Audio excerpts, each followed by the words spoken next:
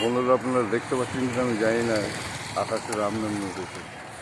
সেই রামনবমীর ছবি ভিডিও করছি। এটা সচরাচর দেখা যায় না, অনেক দিন পর পর হয়। আগে থেকে আপনাদের ভালো লাগে।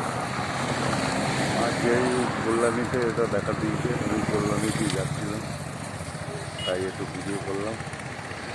জানি না বুঝতে পারবেন কিনা, আমার তো ক্যামেরা সেরকম ভালো না,